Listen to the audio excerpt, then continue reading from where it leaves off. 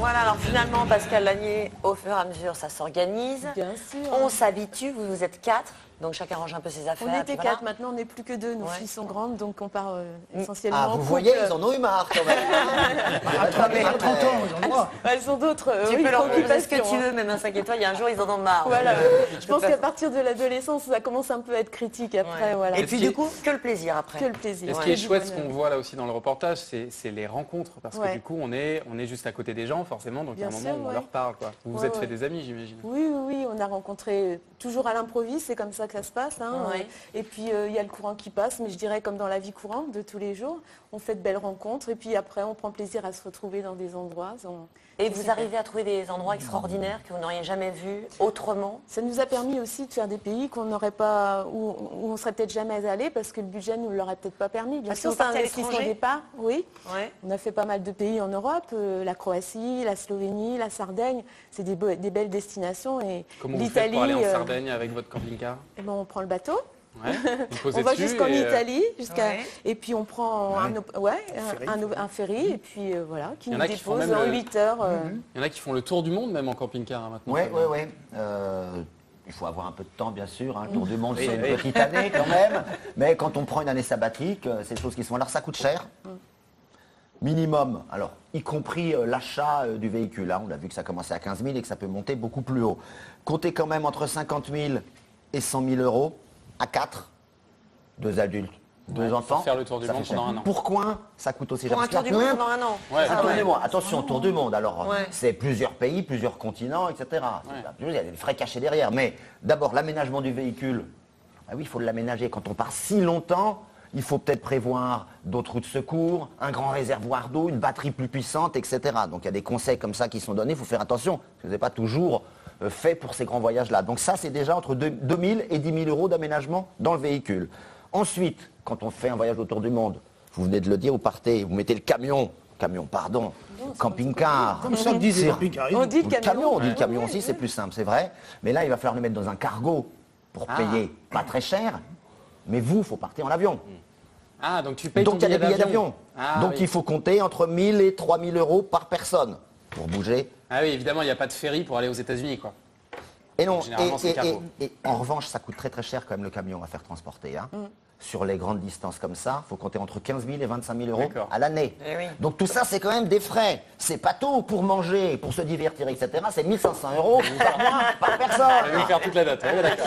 C'est bon, tu Et nous as qu'est-ce laissé. C'est scandaleux, c'est scandaleux. Et Voilà. qu'est-ce qu'on mange la 3e semaine du 4e mois? Allez, vas-y. On a des SMS, ma femme et moi, on a commencé par acheter un camping-car pour les vacances, et puis finalement on aime tellement ça qu'aujourd'hui on vit dedans. Ouais. Ça se Moi, fait, je ça comprends. Oui, ça se fait. Alors, il y a vivre à l'année en camping-car, Ouais. c'est possible, c'est tout à fait intéressant. autorisé. Il y a quelques contraintes. Il y a quelques contraintes. L'administration française veut quand même qu'on ait des adresses. On est considéré comme les gens du voyage. C'est la même réglementation. On est une personne de voyage. On n'a pas de On est domicile sans fixe. domicile fixe. Oui, au sens un appartement dans un propriétaire ou locataire ou une maison. Et donc, il y a effectivement des inconvénients. On doit avoir un carnet. Carnet de qu'on fait circulation. viser régulièrement par les autorités administratives, comme autrefois les gitans qui étaient venus de passer à la gendarmerie faire tamponner leur carnet. C'est le même carnet.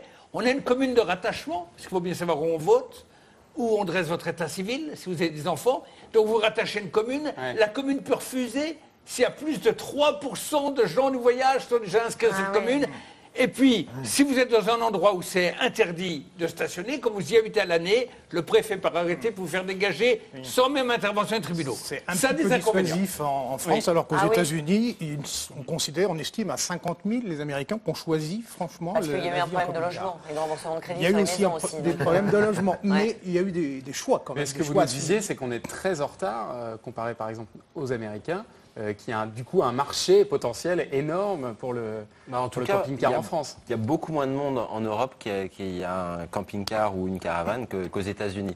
Maintenant, les distances ne sont pas les mêmes, le pays Ouais, n'est ouais. pas le même, la culture n'est pas la même. Un petit conseil pour terminer ce dossier à ceux qui voudraient se lancer mais qui Pascal. n'osent pas encore. Bah, je dirais, nous, on n'a pas fait comme ça, mais c'est peut-être justement le conseil que je vais donner. C'est effectivement peut-être de louer ou alors de partir avec Ouais. des camping-caristes qui sont Oui. déjà un peu expérimentés, parce que ce qu'on a Au vu, départ, c'est quand même voilà. une petite galère, effectivement. C'était des amateurs. Et vous, Voilà. verriez, vous, une fois que le boulot sera terminé Et Ah oui, alors là, moi, c'est mon Carrément rêve, quoi. partir, Vivre dedans, pourquoi Bye bye, pas, terminé, quoi, pour le reste. Après, bon, on revient quand même pour la famille, donc Oui, des petits breaks de temps en temps. On envoie une carte. Oui. On stationne devant chez eux. Hein, il y a des choses. Allez, à retenir avant de refermer ce dossier. D'abord, on l'a dit, un permis B suffit pour conduire la majorité des camping-cars en France. Et conseil de pro, avant de vous lancer dans l'achat, commencez par le louer. Commencez par vous renseigner un peu autour de vous, voir si c'est un mode de vacances qui vous convient. Procurez-vous aussi le guide des aires de service, hein, c'est toi qui l'as, Gérard, pour ne pas être pris au dépourvu lors des recharges en eau et en électricité. Voilà, ça peut être utile. Quand vous préparez vos budgets, n'oubliez pas que la consommation d'essence, les péages sont évidemment plus chers que sur un véhicule classique. Et puis à l'étranger, renseignez-vous sur la politique d'accueil du pays visité, hein, parce qu'elle n'est pas la même partout. Donc il suffit pas de se dire on va partir pour une année sabbatique, on va traverser le monde. Il y a des pays où évidemment c'est un peu plus compliqué de stationner. Merci à tous d'être venus nous rendre une petite visite et de nous faire un peu saliver quand même. Hein. On a rêvé et je pense qu'on va être nombreux à tester. Voilà. Et merci à Jennifer Rolnin qui a préparé ce dossier. Nous, on rejoint Farida. Tous les 5 en Normandie ce week-end. Ah, génial! Écoute, on prendra 2 camping-cars alors. Hein, Un pour Gérard et un pour les autres. Allez.